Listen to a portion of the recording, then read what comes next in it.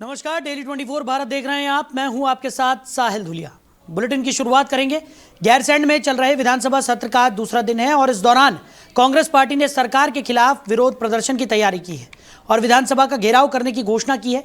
कांग्रेस का कहना है कि प्रदेश में कानून व्यवस्था की स्थिति, लगातार बढ़ती महंगाई, भ्रष्टाचार और बेरोजगारी जैसे गंभीर मुद्दों को लेकर सरकार को घेरा जाएगा। पार्टी नेताओं का आरोप है कि इन समस्याओं पर सरकार प्रभावी कदम उठाने में असफल रही है, जिसके कारण आम जनता को परेशानियों का सामना करना पड़ रहा है। विरोध प्रदर्शन में कांग्रेस के कई वरिष्ठ नेता शामिल होने वाले हैं। इनमें हरीश रावत, गणेश गोदियाल, हरक सिंह रावत और करण माहरा की मौजूदगी भी रहेगी। पार्टी का कहना है कि इन मुद्दों को लेकर जनता की आवाज़ उठाने के लिए ये घेराव किया जा रहा है ताकि सरकार को इन समस्याओं पर जवाब देना पड़े और ठोस कार्रवाई की जा सके। विपक्ष के इस कार्यक्रम को देखते हुए प्रशासन भी सतर्क नजर आ रहा है और सुरक्षा व्यवस्था को मजबूत किया गया है। वहीं गैरसैंण में चल रहे बजट सत्र के दौरान मौसम ने अचानक करवट ले ली है। क्षेत्र के आसमान में घने बादल छा गए हैं, जिससे मौसम का मिजाज पूरी तरह से बदलता हुआ नजर आ रहा है। मौसम विभाग ने पहले ही इस तरह के बदलाव का पूर्वानुमान जताया था। विभाग के अनुसार आने वाले समय में बारिश के साथ आकाशीय बिजली गिरने की भी संभावना व्यक्त की गई है। मौसम में आए इस बदलाव का असर आसपास के पहाड़ी इलाकों में भी देखने को मिल सकता है। मौसम विभाग ने ऊंचाई वाले क्षेत्रों में बर्फबारी की आशंका जताई है, जिससे तापमान में और गिरावट हो सकती है। ऐसे में प्रशासन और स्थानीय लोगों को सतर्क रहने की सलाह दी गई है ताकि किसी भी संभावित मौसम संबंधी स्थिति से समय रहते निपटा जा सके। तो बजट सत्र के दौरान मौसम ने भी करवट बदल ली है। गैरसैंण के आसमान में बादल छा गए हैं। मौसम विभाग ने पहले ही इसका अनुमान जताया था। बारिश, आकाशीय बिजली गिरने का पूर्वानुमान मौसम विभाग की तरफ से जताया गया था और ठीक उसी के प्रारूप में अब देखने को मिल रहा है कि मौसम ने करवट बदल ली है, घने बादल छा गए हैं। वहीं देहरादून में जिलाधिकारी ने जनता दरबार आयोजित कर लोगों की समस्याएं सुनी और कई मामलों को मौके पर ही उनका समाधान कराया। जनता दरबार में विभिन्न क्षेत्रों से आए लोगों ने अपनी शिकायतें और समस्याएं प्रशासन के सामने रखी। इसी दौरान एक छात्रा का मामला सामने आया, जिसे स्कूल की फीस जमा न होने के कारण परीक्षा में बैठने से रोक दिया गया था।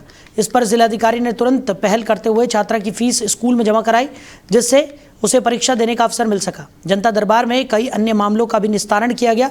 कुछ वृद्ध लोगों की लंबित वृद्धावस्था पेंशन की समस्याओं को सुनते हुए मौके पर ही उनकी पेंशन मंजूर की गई।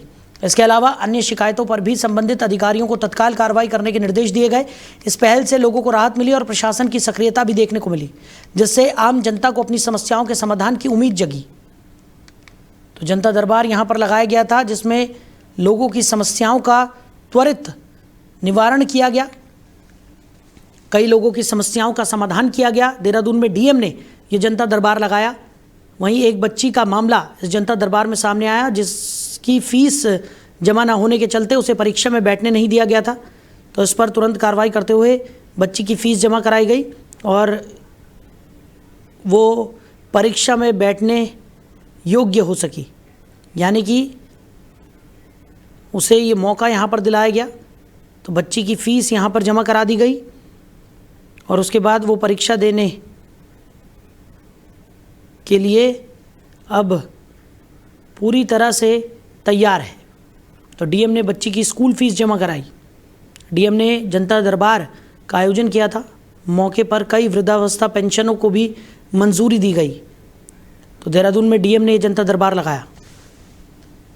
वहीं देहरादून जिले के सतपुली क्षेत्र के पास एक वाहन दुर्घटना की दुखद घटना सामने आई है। बताया जा रहा है कि एक वाहन अचानक अनियंत्रित होकर गहरी खाई में जा गिरा। दुर्घटना की सूचना मिलते ही बचाव दल मौके पर पहुंचा और राहत कार्य शुरू किया गया। रेस्क्यू अभियान के दौरान एसडीआरएफ की टीम ने खाई में उतरकर काफ़ी प्रयास के बाद वाहन तक पहुंच बनाई। तलाशी अभियान के दौरान एक व्यक्ति का शव बरामद किया गया, जिसकी दुर्घटना में मौत हो चुकी थी। घटना के बाद क्षेत्र में शोक का माहौल है। प्रशासन और बचाव दल ने मौके पर पहुंचकर स्थिति का जायजा लिया और आवश्यक कार्रवाई शुरू कर दी। दुर्घटना के कारणों की जांच की जा रही है, जबकि पुलिस ने शव को कब्जे में लेकर आगे की कानूनी प्रक्रिया शुरू कर दी है। वहीं हरिद्वार में जमीन के सौदे के नाम पर बड़ी ठगी का मामला सामने आया है। आरोप है कि प्रॉपर्टी में साझेदारी का झांसा देकर करीब 9 करोड़ रुपए हड़प लिए गए। पीड़ित पक्ष की शिकायत के बाद मामला अदालत तक पहुंचा, जहां कोर्ट के आदेश पर पुलिस को कार्रवाई करने के निर्देश दिए गए। कोर्ट के निर्देश के बाद सिडकुल पुलिस ने एक दंपति समेत 5 लोगों के खिलाफ मामला दर्ज कर जांच शुरू कर दी है। आरोप है कि आरोपियों ने जमीन के सौदे और साझेदारी के नाम पर भरोसा जीतकर बड़ी रकम ले ली। लेकिन बाद में ना तो वादा पूरा किया और ना ही पैसे वापस किए। पुलिस अब पूरे मामले की जांच कर रही है और आरोपियों से जुड़े दस्तावेजों और लेन देन की जानकारी जुटाई जा रही है। मामले को गंभीर आर्थिक अपराध मानते हुए आगे की कानूनी कार्रवाई की प्रक्रिया जारी है। वहीं हरिद्वार में अवैध शराब की तस्करी के खिलाफ पुलिस को एक महत्वपूर्ण सफलता मिली है। सिडकुल थाना पुलिस ने कार्रवाई करते हुए एक तस्कर को गिरफ्तार किया है। पुलिस को सूचना मिली कि क्षेत्र में अवैध शराब की तस्करी की जा रही है, जिसके आधार पर टीम ने अभियान चलाकर आरोपी को पकड़ लिया।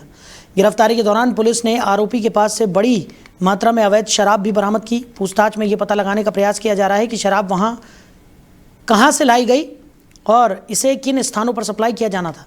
पुलिस का कहना है कि अवैध शराब की तस्करी के खिलाफ अभियान लगातार जारी है और इस तरह की गतिविधियों में शामिल लोगों के खिलाफ सख्त कार्रवाई की जाएगी। मामले में आगे की जांच भी की जा रही है। वहीं देहरादून में ऑनलाइन ट्रेडिंग के नाम पर बड़ी ठगी का मामला सामने आया है। आरोप है कि एक युवती ने फोन के माध्यम से संपर्क कर व्यक्ति को निवेश का झांसा दिया और धीरे धीरे विश्वास में लेकर उससे करीब 37.66 लाख रुपए ठग लिए। बताया जा रहा है कि आरोपी ने ट्रेडिंग के नाम पर अधिक मुनाफा दिलाने का लालच देकर पीड़ित को अलग अलग खातों में पैसे ट्रांसफर करने के लिए प्रेरित किया। जब पीड़ित को अपने साथ हुई ठगी का एहसास हुआ तो उसने तुरंत पुलिस से संपर्क किया। शिकायत मिलने के बाद रायपुर थाना पुलिस ने मामला दर्ज कर जांच शुरू कर दी है। पुलिस अब पूरे प्रकरण की जांच करते हुए आरोपियों की पहचान और गिरफ्तारी के प्रयास में जुटी हुई है। साथ ही ये भी पता लगाया जा रहा है कि इस ठगी में और कौन कौन लोग शामिल हैं और पैसा किन किन खातों में भेजा गया था। वहीं गर्मियों का मौसम शुरू होते ही उत्तराखंड के जंगलों में आग लगने की घटनाएं बढ़ने लगती हैं। अल्मोड़ा जिले में भी इस वर्ष मार्च महीने से ही जंगलों में आग की घटनाएं सामने आने लगी हैं। जंगलों में लगने वाली आग से न केवल वन क्षेत्र को नुकसान पहुंचता है, बल्कि इससे निकलने वाला धुआं और प्रदूषण आसपास के क्षेत्रों के वातावरण को भी प्रभावित करता है।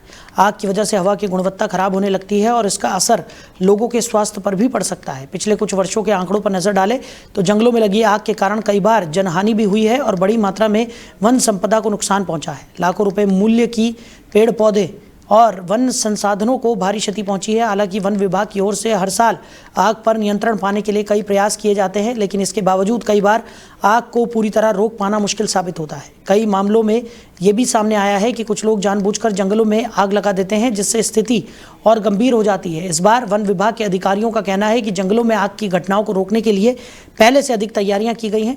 विभाग की ओर से फायर वॉचिंग और कंट्रोल के लिए क्रूज स्टेशनों की संख्या बढ़ाई गई है। साथ ही ग्रामीणों और संबंधित विभागों को भी सतर्क रहने के निर्देश दिए गए हैं ताकि आग लगने की स्थिति में तुरंत कार्रवाई की जा सके। विभाग का दावा है कि इस बार बेहतर समन्वय और निगरानी के माध्यम से जंगलों में लगने वाली आग पर काफ़ी हद तक नियंत्रण पाया जा सकेगा।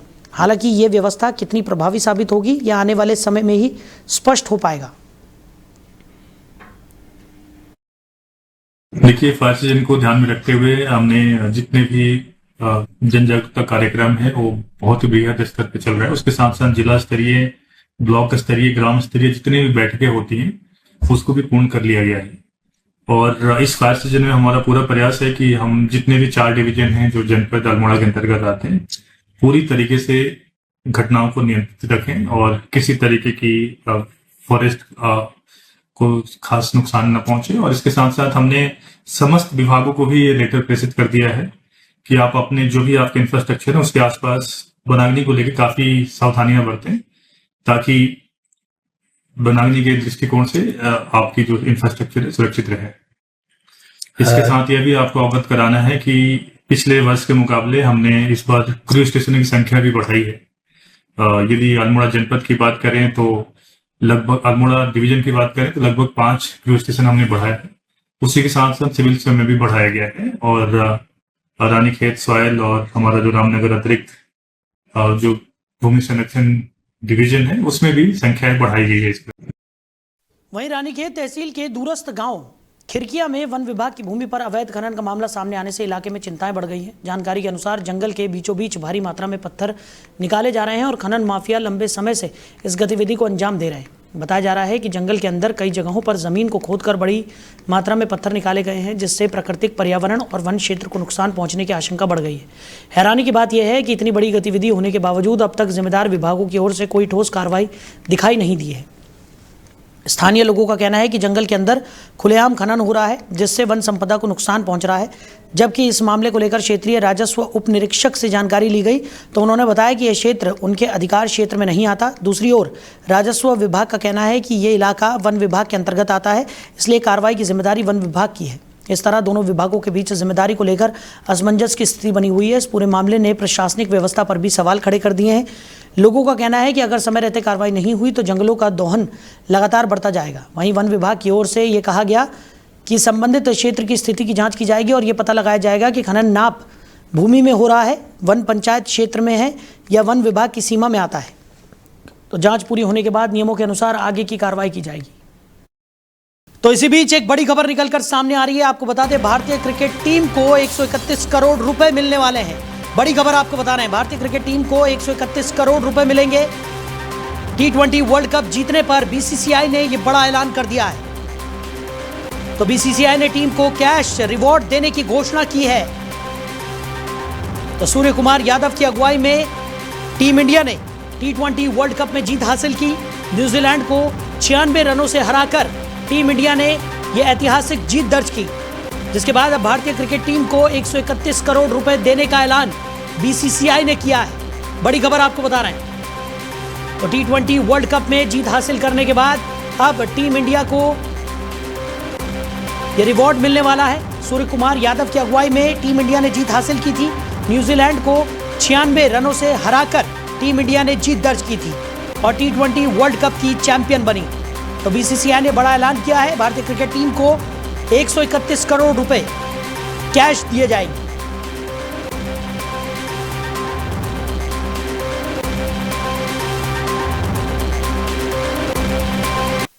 तो फिलहाल इस बुलेटिन में मेरे साथ इतना ही। आप बने रहिए। नमस्कार।